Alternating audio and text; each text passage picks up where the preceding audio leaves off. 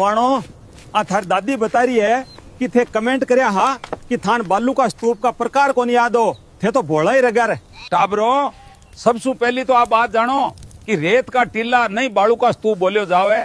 अब कमेंट में दादाजी ऑन टॉप लिख देना। गुड़ा गुड़ियों, अब आप सोच रहे होंगे कि बालू का स्तूप कैसे बनते हैं, तो ये देखो बालू का स्तूप हवा चलने पर मिट्टी के अपरदन से बनते हैं।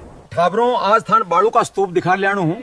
बालू का स्तूप दो प्रकार का हुई, एक पवन की गति के आधार पर और दूसरा आकृति के आधार पर। अठीन सुनो, पवन की गति के आधार पर पहलो प्रकार है अनुदैर्ध्य बालू का स्तूप और अनरेखीय बालू का स्तूप भी बोलियो जावे। बेटा जी, अनुदैर्ध्य बालू का स्तूप सबसे ऊंचे बालू का स्तूप ही, और ये तो जैसलमेर और बाड़मेर में सर्वाधिक पाया जावे ही। बावड़ा की तरण्या के देखो हो, पवन की गति का आधार पे आगलो बालू का स्तूप अवरोध बालू का स्तूप है। टाबरों, आ देखो मरुस्थल में झाड़ियां का अवरोध के कारण बना बालू का स्तूप अवरोधी बालू का स्तूप कहलावी ही। टाबरों, दादा की एक बात और याद रखजो, अवरोध बालू का स्तूप पुष्कर, नागपाड़, जोबनेर और सीकर में देखने को मिलते हैं। राम राम भाई सारे हैं ना।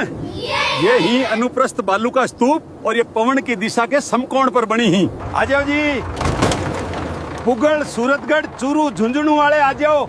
अनुप्रस्थ बालू का स्तूप देखो चाहो हो तो आ जाओ। चांद से पर्दा कीजिए। हाँ जी बच्चों, अगला बालू का स्तूप अर्धचंद्राकार बालू का स्तूप है और इन्हें बरखान भी कहा जाता है। टाबरों, बरखान बालू का स्तूप नीम का थाना, लोणकरणसर और डीडवाना का माइन सबसे ज्यादा मिले। अरे बेटी का बापो, ए बालू का स्तूप तो बहुत तेज दौड़ रही, इको मतलब बरखान सर्वाधिक गतिशील बालू का स्तूप है। टाबरो, थारी दादी का फोन आयो है, बिन